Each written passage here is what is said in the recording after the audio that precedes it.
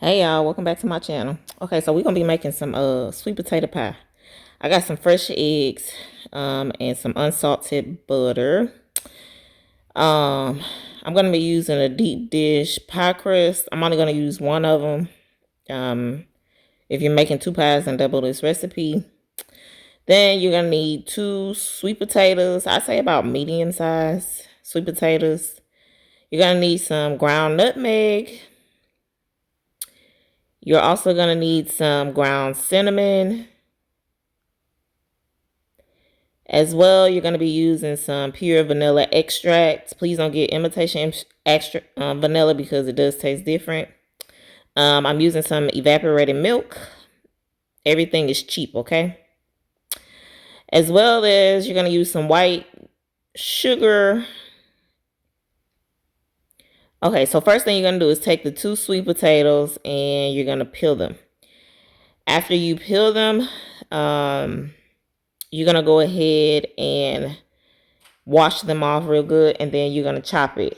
Once you chop it, it should look something like this. Yeah, I tried out new trends and I like it. Okay, so it's gonna look like this. I'm just gonna take a potato so you guys can see what I'm about to do with it. Okay, so you're gonna take it once you do that, and then you're gonna take it and put it in a big pot, rinse it off again real good, and then put some water in it. You're going to put water in it to fill it up past the potatoes, and then you're going to boil it on medium heat. While that's boiling, I'm going to go ahead and preheat my oven to 350.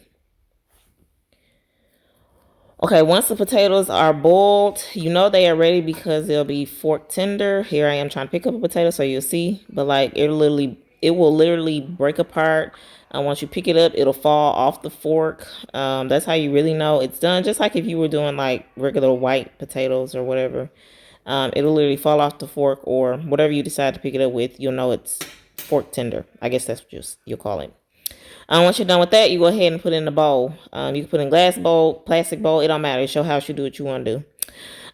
I'm using a hand mixer, but if you don't have a hand mixer, you could just use your stand mixer, where you don't have to use your hands, where your hands can be free. You do what you want. Your house, your money. You do how you want, how you choose. When you make sweet potato pie, you have to blend it real good. My daughter's helping me at this point because she don't really know how to peel potatoes and stuff like that, but she's blending the potatoes up for me. Once she's done blending it for the first time, I'll show you guys here in a sec. It's stringy. It leaves strings after you blend it, so you have to like kind of get all these strings off. What I did was I emptied it. Well, I wiped it off with a paper towel really quick, and then I just rinsed it under some water, the leftover under some water in my sink, and then I repeated it. This is what the potatoes are looking like once I did all that. The last time I did it, which was the fourth time, it still had a string, but I just let it be. Okay.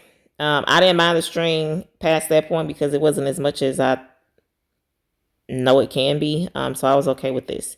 Now you're going to take some butter. I'll leave all the amount. I'll leave the amount of everything that you need in the description box so you know. But here I'm trying to teach her like the butter sticks have like the measurements you need on the butter. If you don't know, now you know. And that she can just make an indentation in the butter and it'll cut right where she needs. And when she open it with the paper, it'll cut right where she needs to be cut. Now, if you guys watch some of my previous videos, you guys know my daughter don't like her hands dirty. So I'm telling her like, just pick it up and put it in there. She's like, So, but then she couldn't really pick it up out the paper. I'm like, what? What you mean you can't get it up? She's like, it's sticking, it's sticking. So what I had to do is I said, just take the knife and just cut it in half and then put it in there, you know, little by little. And that worked for her better. Again, I'm trying to be that parent to teach my daughter to be independent and make things on her own and not just buy it or have somebody else make it. So if I can help her while she's young, that's what I'm going to do. Okay, so once we got the butter in there, we went ahead and blended it again. Now again, I blended my potatoes a couple times to get some of that string out. You know, if you don't, you know, that's your business. Ain't nobody gonna know but you. But anyways, blend that butter up real good. It is softened butter. I left this out at room temperature for like 2 days or so. So it's very soft. Okay, once we get all this good and blended, I'm gonna go ahead and start adding some other ingredients. The first thing I'm gonna add is half cup of sugar. I'm just using plain white sugar. You can use cane sugar if you got cane sugar. I'm using just granulated sugar. You use whatever you want in your house. Again, it's your money. You do what you want. Um, and I'm using everything cheap here. Everything is great value and on a low price because everything is ridiculous right now. So I'm just trying to do this on a budget. Okay, once we did that, she went ahead and started sugaring. Now we did wash our fresh eggs. They were sitting at room temperature as well. And I'm having her crack them in the bowl first. Before she puts them in there, because if I have a bad egg, then I don't want her to mess up the whole batter. Here she is cracking the 2 eggs, and we see that they're good to go. Of course, she got a shell in there, typical us. But I told her it's all right, just leave it in there. Nobody ain't gonna know. We just eating it ourselves. And then we're gonna take these 2 eggs and we're gonna put them in the potatoes. Now at this point, my potatoes are pretty cool because we've already blended it. We added butter and whatnot, so we're not scrambling eggs here. If you guys are wondering. Once you get that all blended and mixed up and whatnot, we're gonna go ahead and add some. Look how smooth that is. Like, yes, I'm really doing this. Okay, I'm not a baker. I got this recipe on Pinterest, so this isn't my recipe. So I got the evaporated milk, the cheap kind, and what I'm gonna do is shake it real good because that's what it tells you to do. And then I'm gonna take my can opener and I'm gonna punch 2 holes on each side. So it's a hole right here, and then another hole right here, and then I'm gonna pour in my measuring cup, and I'm gonna pour 3/4. Well, my daughter is, because she's like helping me make it. So we're gonna pour 3/4 cup of evaporated milk. Some people use condensed milk. If you want to do that, that's your business. You do what you want. Again, she your pie. You do how you want to do. You bake it how you want to bake it. It's your money. You spend it how you want to spend it. Okay. But over here, I'm trying to be cheap, and this is what I'm using. Okay.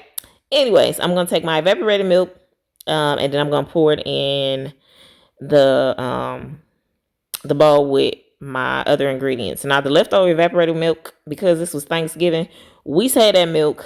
We put it in a different container and we save that milk for mac and cheese. Now normally I don't use this for mac and cheese, but because I had it and I knew I wasn't gonna use it for anything else, I used it for mac and cheese. If you guys were wondering.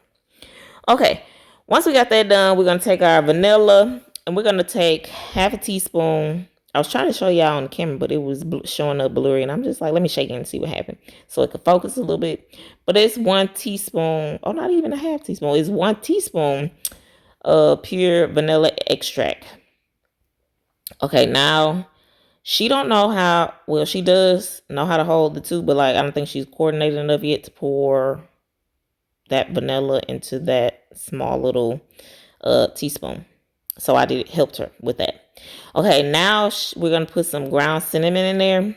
Now let me show y'all what she's gonna do. She literally, I thought this was funny so it's gonna be half a teaspoon, but look what she about to do. She took the cinnamon and she opened it on the side that sprinkle. I'm like, no, baby, there's another side where it's a big hole where you can just stick this in there.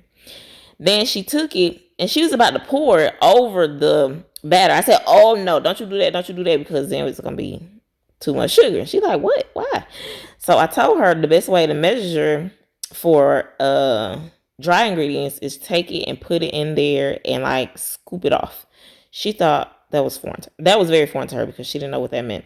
I said, scoop it in there, take it, and then you're gonna take the edge of it and level it off, and it'll come out even every time.